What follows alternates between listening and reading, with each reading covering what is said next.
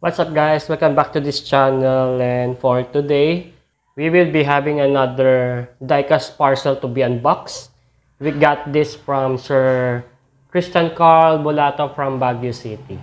Okay, so let's open it up. By the way, itong nakuha natin sa kanya, this is another excavator at 1:50 scale. Let's open this up. Let's see kung anong klaseng excavator to. Well, nakita ko na yung photo na ito. Ang brand na ito guys is Joel. And as we know, very satisfying yung mga Joel brand. Mabibigat sila. Saka made in Spain yung mga ganun. Iba kasing diecast like Siku. Yung mga old reference no, mga made in Germany yon. Tapos, yung mga bago-bago niyang products is made in China na. So, yung quality ng toy versus dun sa original na made in Germany is magkaiba na yung quality nila. Pero itong Joel na to, hindi to na-produce sa China. Walang nag-clone neto or nag-copy.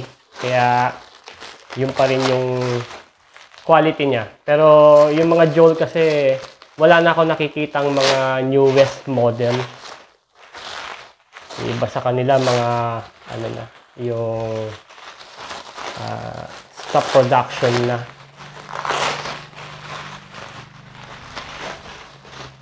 Very secure yung parcel na to, naka-clear wrap.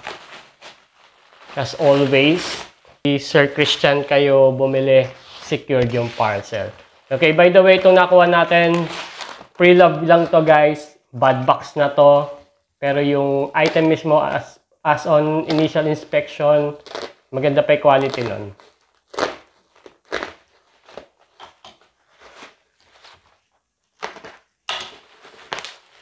Tapos yung excavator na to, front shovel to, hindi yung usual na excavator. Wala pa akong ganun. And ito, solve ng wishlist para sa excavator na ganun, front shovel.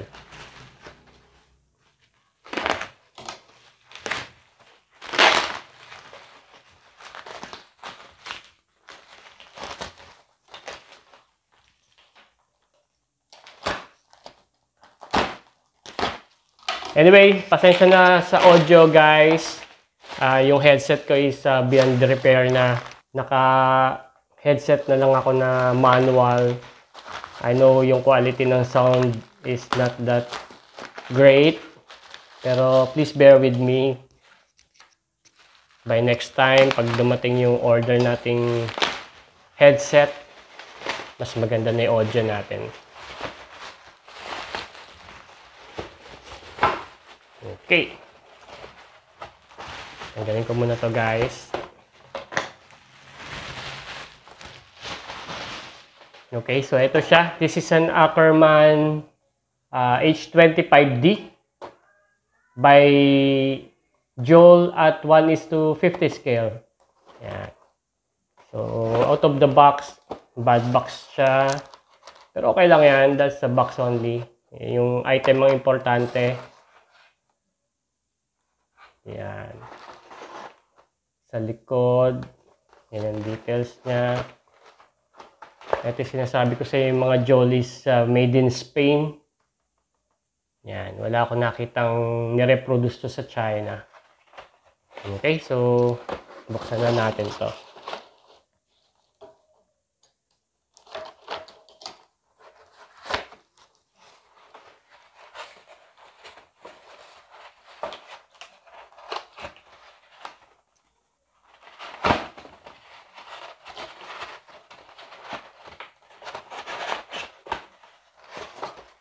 Very risky pagka tanggalin natin yung box. Ito na lang guys. Dito na lang natin siya padaanin. Yan. Very nice din yung excavator na to. Okay. So, based on my Joel handbook, nakasama doon sa crane ko. Yan. Buksan natin, hanapin natin siya. Ito ba siya? Ito yung itsura niya, pero this is an EC650 model. While yon is H25D. Pero magkaya parehas na itsura.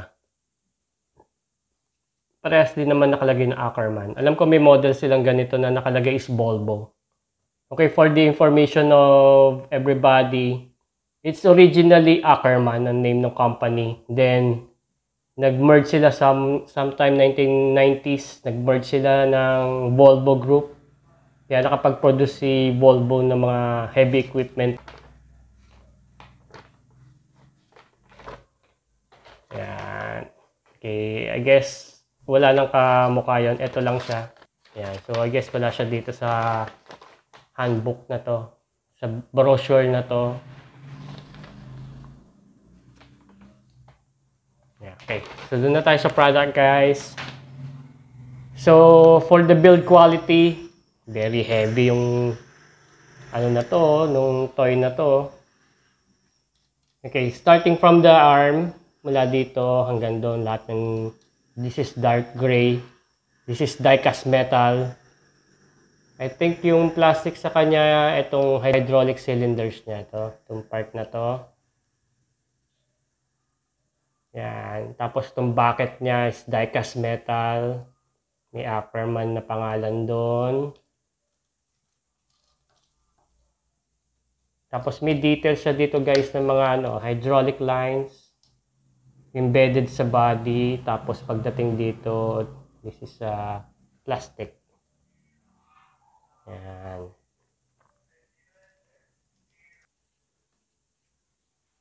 Okay, sa side na to, itong cabin niya, may trademark dito yung Joel plastic na to. Yan. Sa mga newer model, plastic talaga tong grill na to. Yung mga old model, yung mga old references embedded sa body. Yan, wala siyang clear acrylic do sa loob na parang moonroof. Okay, so that is plastic. Clear acrylic plastic tong windshield niya, yung mga mirrors. Tapos plastic din yung details sa loob. One thing na na-notice ko, walang mga joystick yung operator's cabin. Okay, may mga details dito. Sticker ba to? And print siya, guys. Ackerman H25D. Die-cast metal lahat yan, including this base. Ito yung very special tong part na to. This is a metal track link. Tama ba? Metal ba siya o plastic? I think plastic. Iba yung tunog eh. Kung metal to, medyo mabigat din yan. Ito magaan lang. This is plastic. Tapos die-cast metal yung mga roller niya, itong part na to. Okay, sa likod, there's nothing much details. Then, sa side na to, yun din ulit, Ackerman. May mga prints, may mga details dito. Yan, same dito. So, bucket. Okay, ganun din. Okay, so ang gimmick na to, yung bucket niya is a front shovel. Ito yung pagkakaiba niya. Okay, ang daming hydraulic cylinders dito. 1, 2, 3, 4, 5. Tapos, itong front shovel is supposedly ganun ang function niya. Iaangat to. Tapos, pag i-release yung gravel or sand, pag ganyan siya. This is a heavy equipment na mining na excavator front shovel. Okay, so yun lang naman yung working gimmick niya. There's nothing much more. Sa bottom, die-cast metal tong part na to. Tapos, eto, ang prints na is Joel logo, scale 1:50. Yan. Okay, so for the weight, let's check the weight.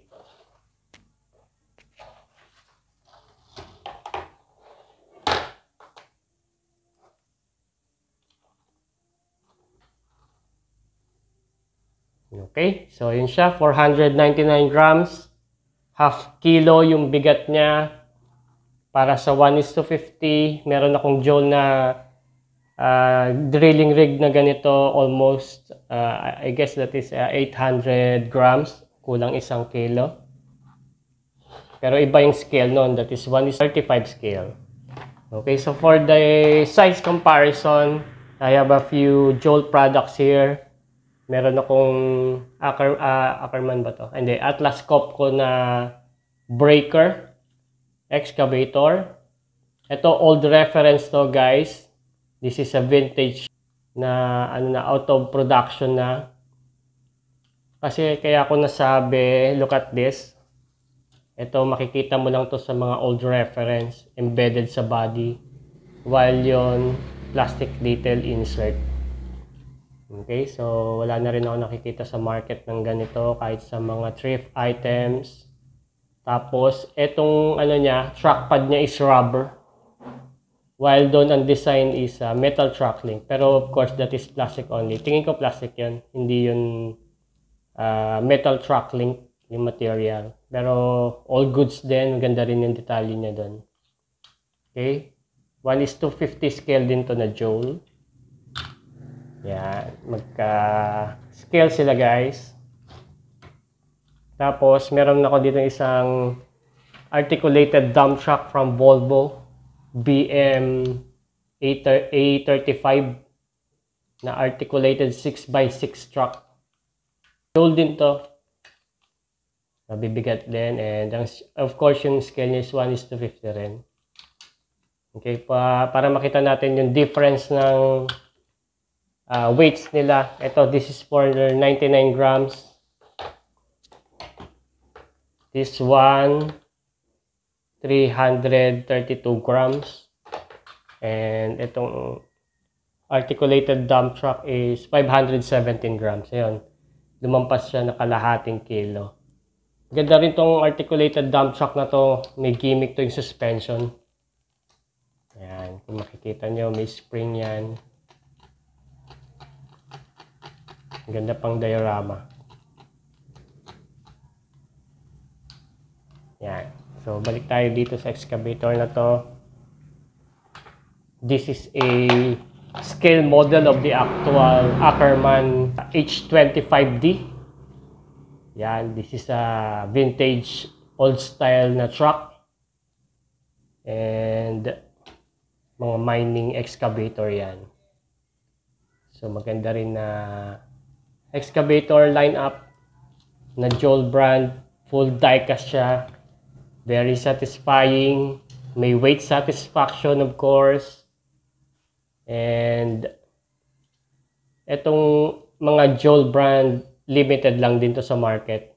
May mga nakikita akong ganyan na mga thrift items. Yung mga nakuha ko na yun, mga thrift items lang yung guys. Would you believe kung ito, this cost around 300 pesos. And this one, 500 pesos. Yan. Meron pa ako isang ganito na crane na 1:50 rin. Yan.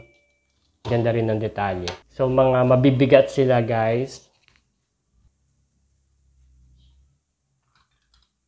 Okay, so guys, if you like more of this diecast product review, just follow my page. I have a TikTok, Facebook, and YouTube account. So I'll see you for the upcoming video, and goodbye.